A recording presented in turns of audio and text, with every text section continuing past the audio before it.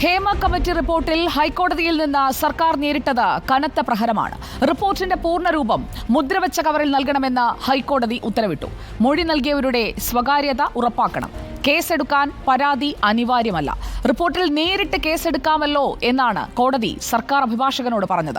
സംസ്ഥാന വനിതാ കമ്മീഷനെ സ്വമേധയാ കക്ഷി ചേർക്കുകയും ചെയ്തു. കോടതിയുടെ നിരീക്ഷണങ്ങൾ എന്തൊക്കെയാണ് എന്ന ലൈവ് വ്ലോഗിലേക്കാണ് ഗുഡ് ഈവനിംഗ് വിത്ത് സുജയ പാർവതിയിൽ നമ്മൾ ആദ്യം കടക്കുന്നത്.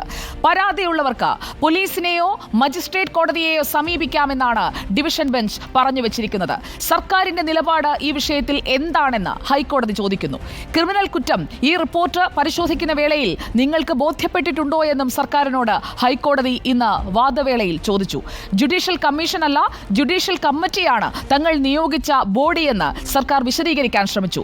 എന്നാൽ കമ്മിറ്റി തയ്യാറാക്കിയ റിപ്പോർട്ട് ഗൗരവതരമെന്ന് ഹൈക്കോടതി ഡിവിഷൻ ബെഞ്ച് പറയുകയായിരുന്നു. കുറ്റകൃത്യം വെളിപ്പെടുന്നുണ്ടെന്ന് ഹൈക്കോടതിയിൽ അഡ്വക്കേറ്റ് ജനറൽ വ്യക്തമാക്കി. പാർശ്വവൽക്കരിക്കപ്പെട്ടവരാണ് ഇരകളാക്കപ്പെട്ടത്. അതായത് പോലീസിന് മുന്നിലേക്ക്, നീതിന്യായ സംവിധാനത്തിന് മുന്നിലേക്ക് പോകാൻ കഴിയുന്നവരല്ല അവർ എന്ന പരാമർശവും കോടതിയിൽ നിന്ന് നമ്മൾ കേട്ടു. പരാതിയുമായി അതുകൊണ്ട് തന്നെ അവർ മുന്നോട്ട് വരണമെന്നില്ല, കേസെടുക്കാൻ പരാതിക്കാർ വരട്ടെ എന്ന സർക്കാരിന്റെ ഭാഗത്തിന് കോടതിയുടെ മറുപടി അതായിരുന്നു. പരാതിയുള്ളവർ പരാതി നൽകിയാൽ നടപടിയെടുക്കാമെന്ന് മുഖ്യമന്ത്രി പറഞ്ഞിട്ടുണ്ട് എന്ന് AG ഇന്ന് കോടതിയിലും പറഞ്ഞു. അന്വേഷണം സാധ്യമാണോ എന്ന് പരിശോധിക്കുമെന്നായിരുന്നു കോടതിയുടെ മറുപടി.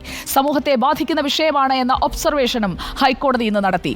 നേരിട്ട് കേസെടുക്കാൻ കഴിയുമോ എന്ന് പരിശോധിക്കാനാണ് സർക്കാരിനോട് ഡിവിഷൻ ബെഞ്ച് പറഞ്ഞത്. സിനിമയിലെ സ്ത്രീകളും പുരുഷന്മാരും ഇരകളായെന്ന് സ്ഥാപിക്കാൻ സർക്കാർ ശ്രമിച്ചു. കേസെടുക്കാൻ കഴിയില്ലേ എന്ന് കോടതിയുടെ മറുചോദ്യവും വന്നു. പോക്സോ കേസിൽ നേരിട്ട് കേസെടുക്കാനാകുമെന്നായിരുന്നു AGയുടെ മറുപടി.